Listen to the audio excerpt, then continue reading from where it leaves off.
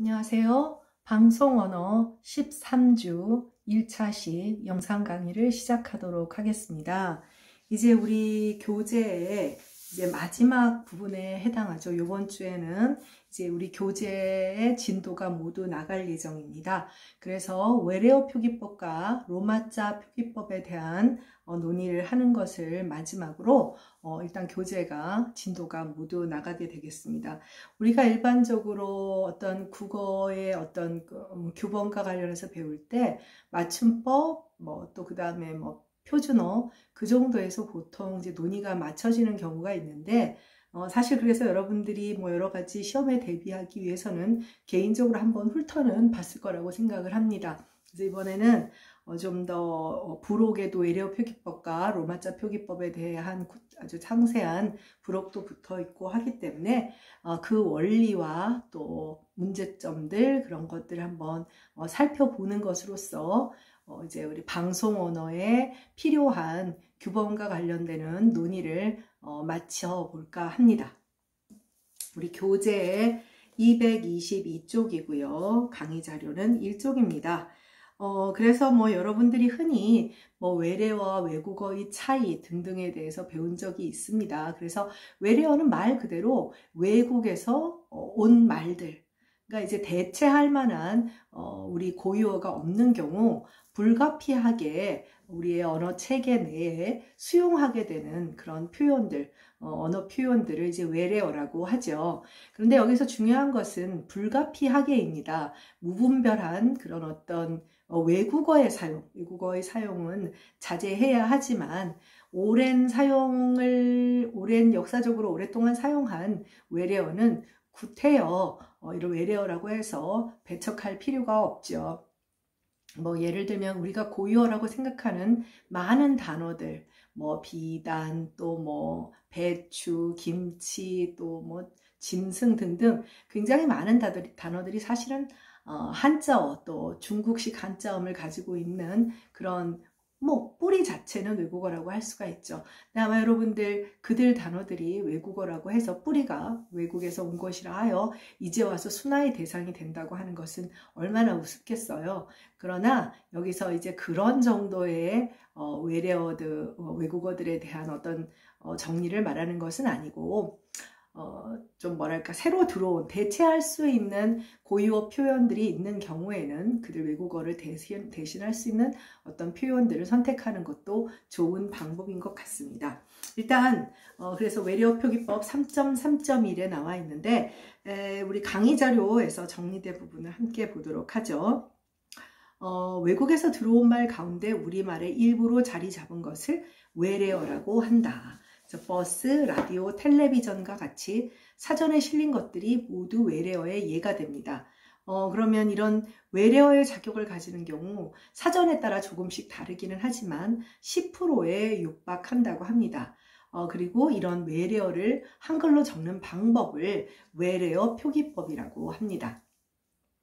이거는 어떤 언어나 소위 말해서 순수한 어떤 특정의 언어만으로 이루어진 언어들은 없습니다. 언어는 랭귀지 컨택트를 통해서 오염, 컨테미네이션 이렇게 말을 하는 경우도 있기는 합니다만 기본적으로 언어는 다양한 문물과 문화의 교류를 통해서 외래어를 수용하게 됩니다. 그래서 한국어의 경우도 당연히 마찬가지겠죠. 국어의 외래어 표기법에 대한 규정의 시작은 1933년 조선어학회에서 공표한 한글 맞춤법 통일안의 한 조항으로 외래어 표기에 있어서는 새 문자나 부호를 쓰지 않고 기본적으로 제한하고 있는 24개의 한글 자모만으로 표음주의에 따라, 표의주의는 당연히 아니고 표음주의에 따르도록 합니다.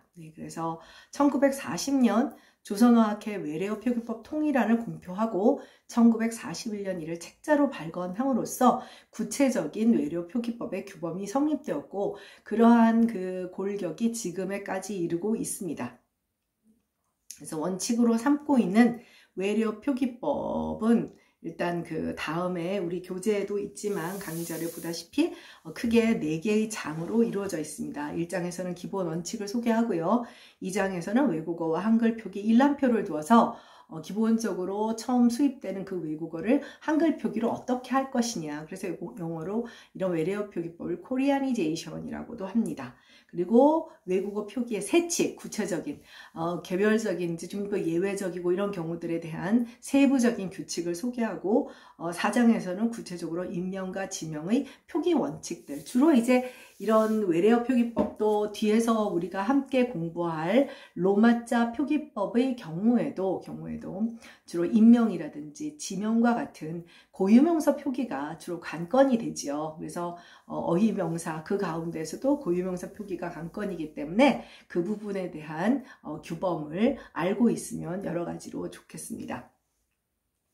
그래서 지금 그 안내를 보면 1장과 2장과 뭐 이렇게 다 소개를 하고 있는데, 지금 교재 223페이지에서 그런 기본적인 안내에 대한 344쪽 이하에서, 부록의 344쪽 이하를 보면 그러한 얘기들이 소개가 되고 있습니다. 그래서 여기 교재 한번 보도록 하죠. 223쪽. 선생님이 낮에 찍을 땐 괜찮은데 밤에 찍으면 눈이 침침해가지고, 그래서 이 교재 223쪽에 제2장 표기일람표에서는 이제 국제음성기호 한글 대자표를 통해서 포르투갈어, 네덜란드어, 러시아어 등을 추가하고, 지금은 현재는 에스파니어, 이탈리아 뭐 다양한 언어를, 현재 그래서 18개의 언어의 잡모는 이제 주음보호와 한글 대조표가 제시되고 있습니다. 부록을 보면 알 수 있어요. 그리고 표기 세칙에서는 이제 381쪽에 있는데, 네, 그리고 인명지명 표기는 425쪽. 네, 서양의 인명지명, 동양의 인명지명, 네, 우리 또 함께 살펴보게 될 것입니다. 네, 일단 그 외래어 표기의 기본 원칙을 한번 살펴보도록 하죠. 강의자료 1페이지 하단에 보면, 제1장 표기의 원칙이라고 되어 있어 외래어는 국어의 현용 24자문으로 적는다. 앞서 1940년, 41년 한글 맞춤법 그 제안에서 33년에 이미 얘기를 했네요. 바로 위에서 보면 새로운 문자나 부호를 외국어 표기를 위해서, 외래어 표기를 위해서 선택하지는 않는다고 했습니다. 그래서 현행 우리가 우리말 표기를 위해서 사용하고 있는 24자모, 현용 24자모만 사용을 하게 됩니다. 그래서 14개의 자음과, 다음 페이지로 넘어오겠습니다. 10개의 모음을 지칭합니다. 이들의 자음 모음의 각각의 결합 형식인 쌍기역이나 쌍디귿, 예, 와 등도 역시 포함을 하게 됩니다. 그리고 제2항이 이제 제일 중요한데요. 외래어의 1의문은 원칙적으로 1기호로 적는다. 사실은 이런 어떤 문자라고 하는 것은 기호잖아요. 그래서 기호와 그 기호가 나타내는 것은 1:1 대응 관계를 해야 돼요. 기호라는 것은 당연히 한 가지를 지칭하는 것이 당연하죠. 그래서 예를 들면 밑에 이제 설명이 나와 있습니다. 필름은 필름으로만 적고, 파이팅이나 파일은 화이팅 파일이 아니라 파이팅 파일로만 적어야 하지만, 외국어의 P는 패스, 컵, 수프에서 보듯이 다양한 형태로 달리 적히기도 합니다. 그래서 이러면은 지금 제2항의 규칙이 맞지 않는 것이 아닌가, 이런 생각을 여러분들도 하게 될 겁니다. 사실 이제 우리가 앞서도 잠깐 얘기했지만, 이거는 한국어와 다른 언어들의 음절 구조라든지 자음의 개수, 모음의 개수가 다르잖아요. 그러다 보니 사실 원칙은 1의문과 1기호의 대응이지만 사실 그게 좀 어렵습니다. 그러다 보니 외래어 표기법이 이제 여러분들이 찾아봐야 되고 또 외워야 하는 부분들이 조금 있게 되는 것이죠. 그래서 이렇게 보면 이 규정은 원칙이고 실제로는 현실적인 예외를 많이 가지고 있다는 것을 확인을 할 수가 있습니다. 그래서 실제로 우리가 인명, 지명, 표기에서 뒤에서 보면 그런 예외가 많다는 것을 알고 있죠. 제3항은 받침에서는 이렇게 기역, 니은, 리을, 미음, 비읍, 시옷, 이응만 사용을 합니다. 디귿은 사용하지 않습니다. 잘 생각해 보면 디귿 표기를 한 외래어 표기법을 본 기억은 아마 없을 거예요. 그래서 국어의 음절말, 자, 실제의 한국어 음절 발음이 이렇게 7개의 자음으로 재현되어 있기 때문에 나타나는 자연스러운 현상입니다. 그러니까 우리가 외국어를 외래어로 우리 것으로 소화할 때는 우리식 음운체계에 맞게 발음을 하게 됩니다. 우리식 음운체계에 맞게 발음을 하게 되다 보니 현대 한국어의 음절 발음이 7개의 자음으로 국한되다 보니까 외래어의 표기도 역시 7개의 자음에 제한되는 것입니다. 그래서 컵은 피읍으로 적지 않습니다. 다만 여기서 주의할 것은 디귿으로 소리 나는 경우도 시옷으로 적어주어야 한다는 사실입니다. 그러니까 locket 하면은 사실은 디귿 받침으로 쓰는 것이 가장 합리적일 듯 하지만 우리가 실제로 로켓이라고 발음을 하지 않잖아요. 로켓이 아니면 차라리 로켓가 뭐 이렇게 되니까 이런 경우 시옷으로 적어야 합니다. 로켓과 같이 적어야 하죠. 네, 그 다음 제4항입니다. 파열음의 소리에는 된 소리를 쓰지 않는 것을 원칙으로 한다. 간단히 말해서 외래어 표기법에 쌍기역, 쌍디귿, 쌍디읍, 쌍시옷, 쌍지읒 등은 소위 이제 역사적으로 각자병석 표기 혹은 된소리 표기를 사용하지 않습니다. 그래서 우리가 실제로 프랑스의 수도를 파리라고 발음을 하지만 실제 표기는 파리로 써야 되는 것과 같죠. 네. 그런 것들이죠. 그래서 우리가 뭐 경음 발음이 난다 하더라도 이런 파열음 소리에는 경음 표기를 쓰지 않는 것이 외래어 표기법의 원칙으로 되어 있습니다. 그래서 여러분들이 사실은 외래어 표기법에 받침으로는 7개 기역, 니은, 리을, 미음, 비읍, 시옷, 이용만 쓰인다는 사실과 그 다음에 경음, 된 소리를 외래어 표기법에 사용하지 않는다는 것만 알아도 사실 외래어 표기법의 절반은 안다라고 가정해서 말할 수도 있기는 합니다.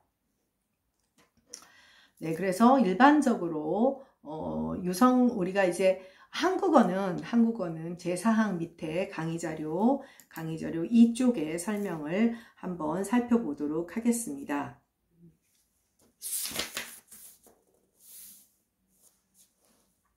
그래서 우리말은 여러분들 알다시피 예사소리, 된소리, 거센소리, 즉 평음, 경음, 격음, 다른 말로 유기음이라고도 하는데요. 이루어져 있지만 외국어의 파열음은 일반적으로 우리와는 달리 유성음과 무성음의 대결, 그러니까 무성파열음과 유성파열음으로 구분되는 경우가 좀 더 많습니다. 영어도 그렇고요. 일본어도 그렇고 중국어도 그렇습니다. 일반적으로 유성파열음 뭐 예를 들면 뭐 영어의 B라든지 D라든지 G와 같은 그런 철자들로 표기되는 발음이라고 할 수가 있죠. 일반적으로 유성파열음은 우리말의 평음으로 표기가 되고 무성파열음은 우리말의 유기음, 된소리로 표기가 됩니다. 그래서 가령 G는 기역으로, 그 다음에 K는 키역으로 키읔으로 일반적으로 받아들여집니다. 따라서 외래어의 파열음 표기에는 우리말의 된소리, 경음을 쓰지 않는 것이 원칙입니다. 이것은 이제 정해진 것이고요. 그러나 유성과 무성으로 이항 대립되지 않고 국어처럼 평음, 경음, 유기음 3항의 대립을 가지는 베트남어와 타이어가 있어요. 베트남어와 타이어에 대해서만은 된소리를 밝혀 적을 수 있게끔 하고 있습니다. 그래서 한번 구별을 해보면 파리나 모차르트는 파리, 모차르트로만 적어야 해요. 왜냐하면 프랑스어나 독일어, 영어 등은 기본적으로 유성파열음과 무성파열음의 대립만 가지고 있기 때문이죠. 반면에 베트남어나 태국어는 그렇지가 않아요. 한국어처럼 평음, 경음, 유기음의 대립을 갖고 있거든요. 그래서 베트남의 호치민시 할 때는 호치민 실제 발음은 치읓이 아닌 호찌민으로, 또 타이어의 푸켓은 푸켓이 아니라 푸켓으로 적도록 하는 거죠. 그러니까 기본적으로 외래어 표기법은 우리 입에 우리가 오랫동안 사용해서 완전히 화석적으로 굳어진 경우를 제외하면 본토의 원래 그 네이티브의 발음을 존중해주는 방향입니다. 그래서 그 시험에 많이 나오죠. 호찌민, 푸켓 이렇게 쓰는 것입니다. 그러니까 외래어 표기법에는 기본적으로 된소리를 쓰지 않는 것이 원칙임에도 불구하고 이제 좀 사실 이제 이런 예들 베트남어나 타이어와 같이 평음, 경음, 유기음 우리와 같은 삼항대를 우리는 이제 경음 구별을 하니까 이렇게 표기한다는 것을 기억하고 있을 필요가 있습니다. 그리고 뭐 예를 들면 영어에서 야 더블로 주세요. 야 볼 좀 보내봐. 서비스 좀 해봐. 세일이야. 이렇게 발음은 되지만 표기는 더블, 볼, 서비스, 세일 이렇게 적어야 합니다. 아마 여러분들이 내가 발음을 어찌하던 간에 더블, 볼, 서비스, 세일 이렇게 써놓으면 뭐야 되게 이상해 라고 아마 생각을 할 겁니다. 표기와 실제 발음이 일치하지 않는, 외래어 표기법과 실제 발음이 일치하지 않는 경우라고 할 수가 있겠습니다. 네, 다음은 제5항입니다. 그래서 이미 앞서도 계속 얘기했지만 이미 굳어진 외래어는 관용을 존중하되 그 범위와 용례는 따로 정한다라고 하는 것은 일일이 이제 어느 정도 예외적인 사항을 존중해 준다라는 뜻입니다. 그래서 담배 같은 경우는 일본어를 통해서 간접 차용된 포르투갈어죠. 타바코 알고 있을 겁니다. 이미 포르투갈어 원음에서 일본을 거쳐오면서 소리가 굉장히 달라졌죠. 그래서 이게 외래어인지 모르는 사람도 적지 않습니다. 많죠. 만약 이것의 원음을 중시하여 타바코 정도로 적는다면 이제 와서는 오히려 혼란만 야기할 것이기 때문에 이제는 담배로 두는 것이고요. 카메라를 발음에 따라 캐머라, 뭐 텔레비전도 뭐 텔레비전 이렇게 어떻게 쓸 거예요. 네. 그래서 이런 경우도 마찬가지 이유에서 이제 카메라라는 발음, 외래어라는 걸 느끼지만 담배랑은 조금 다르죠. 네. 다만 관용은 단어 개별적인 아주 단어마다 차이가 개별적으로 인정되는 것이기 때문에 이들에 대해서는 일일이 표기를 확인해야 하는 그런 부담이 남게 됩니다. 네, 그러나 여기서 우리가 한 가지 잊지 말아야 할 것은 가능하면 외래어를 순우리말로 순화하는 노력도 분명히 필요하다는 점이죠. 굳이 사용하지 않아도 되는 외래어 표기를 굳이 사용할 필요는 없죠. 선생님 참 싫어하는 말 중에 팩트 체크, 아니 사실 확인이라고 하면 팩트 체크의 의미가 달라지는 것도 아닌데, 팩트라는 단어가 어려운 단어가 아니고 체크라는 단어가 어려운 단어가 아닌데 검토하면 된다, 그것을 스크린한다, 등등. 네, 그런 식의 표현은 특히 교수님들이 사실은 좀 심했기 때문에, 네. 그래서 네티즌을 누리꾼으로 바뀌었죠. 네티즌이란 말 잘 안 쓰잖아요. 오히려 누리꾼이라는 말을 참 많이 쓰죠. 지금 아마 여러분들 리플이란 말 뭔 말이래 할 거예요. 댓글을 초기에는 리플이라고 했습니다. 그것도 댓글로 자리를 잡아서 사실 이런 노력들은 어떻게 보면 젊은 사람들이 굉장히 애써서 해주는 부분이어서 참 고맙고 그런 면이 있죠. 네, 그래서 외래어 표기법의 원칙과 관련되는 것을 이제 살펴봤습니다. 다음은 3.3.2 외래어 표기의 현실과 관련되는 부분입니다. 교재의 227페이지 외래어 표기 현실이라고 하고, 특히 이제 여기 지금 소개하는 교재도 나와 있는 예인데요. 이게 아마 여성 잡지, 여성들의 패션 잡지에 나와 있는 그런 표현이니까 아마 여러분들이 미용실에 가면 이런 부류의 잡지를 많이 볼 텐데 도대체 뭔 말이야 하는 그런 경우들을 많이 느껴볼 것이고, 요즘은 홈쇼핑에서 옷이라든지 신발이라든지 이런 것들을 이제 홈쇼핑에서 이제 쇼호스트가 설명을 할 때 좀 뭐라 그럴까요? 아주 전문적이지도 않으면서 이런 용어들을 쓰는 경우가 많죠. 그래서 한번 읽어보면 우리가 일상적으로 별 생각을 안 하고 사용하는 그런 표현들이 굳이 이걸 쓸 필요가 있는 것이냐. 그래서 그레이 컬러는 특유의 클래식하고 차분한 무드를 대변하는, 네. 회색이 그렇죠. 좀 회색이 꼭 클래식한가요? 고전적. 자, 근데 만약에 회색은 특유의 고전적이고 차분한 분위기를 대변하는, 아마 느끼는 사람에 따라서 의미가, 뉘앙스가 달라진다라고 할 거예요.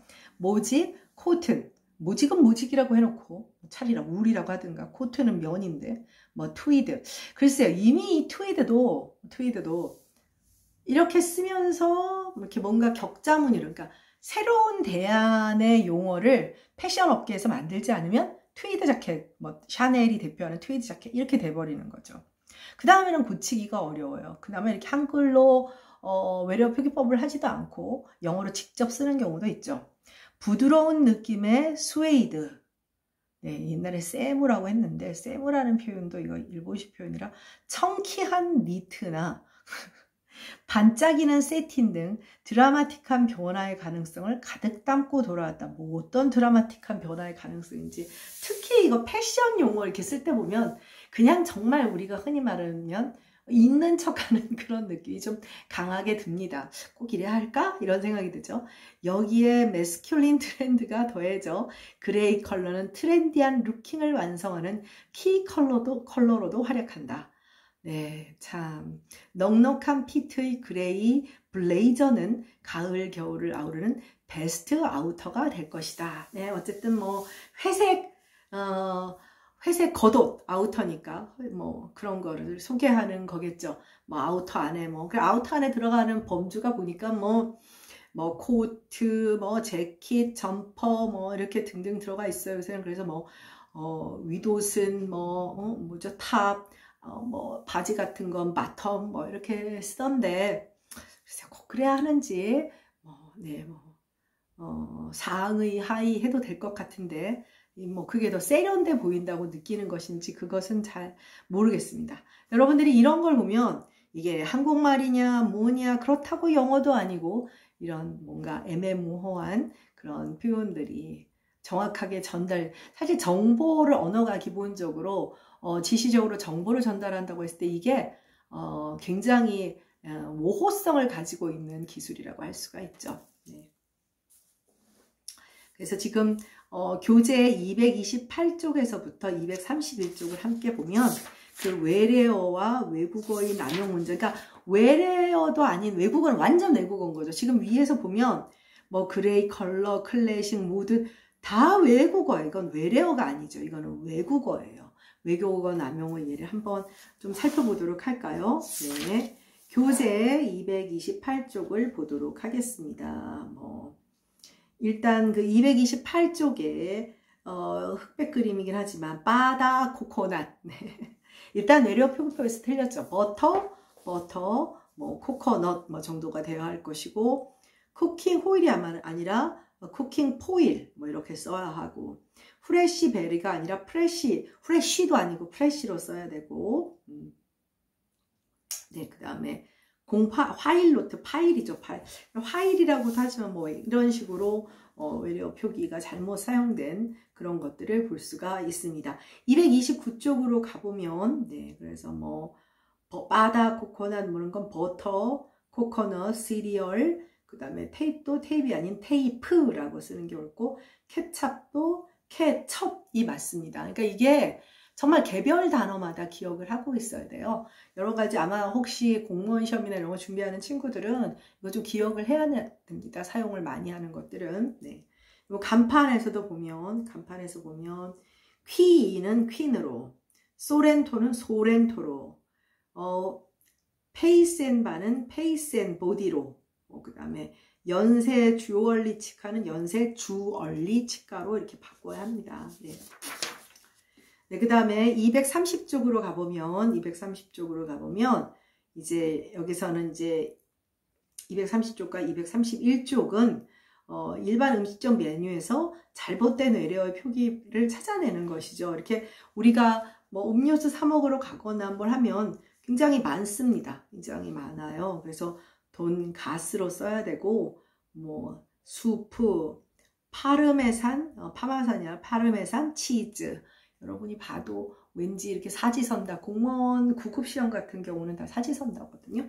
내고 싶게 하는 그런 욕망을 보여주는 부분이죠.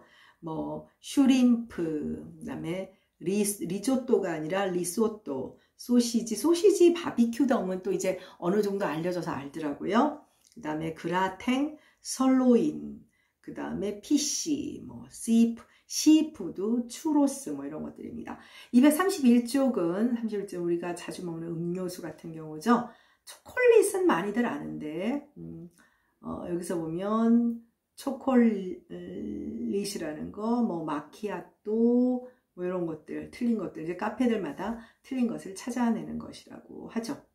네, 일단 이런 것들이 지금 사실 여기 본문 페이지에 소개한 것들은 굉장히 사용 빈도수가 많은 것이라 여러분들이 조금 기억하고 있을 필요가 있습니다.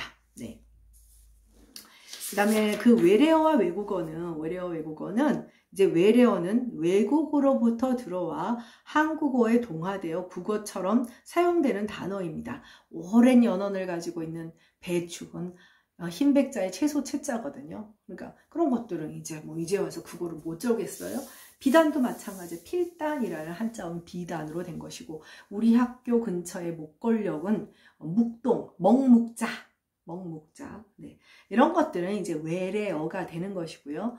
물론 외국어의 색깔이 굉장히 남아있는 컴퓨터라든지 텔레비전, 라디오 이런 것들도 기본적으로는 외래어라고 봐야 합니다. 어휘 사전에 이제 등재된 것이고, 그리고 셀폰이 아닌 핸드폰은 소위 콩글리시지만 콩글리시도 옥스포드 사전에 등재되는 마당에, 그래서 이런 경우도 외래어라고 할 수가 있죠. 네.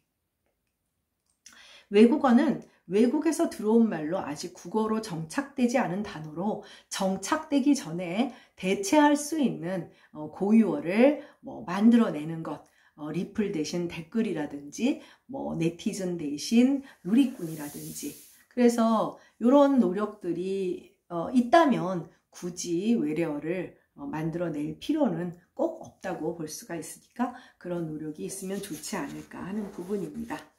네, 그래서 그 얘기는 살펴보도록 하고, 다음은 이제 거기 보충 자료 잠깐 보도록 하겠습니다. 이 보충 자료는 보충 자료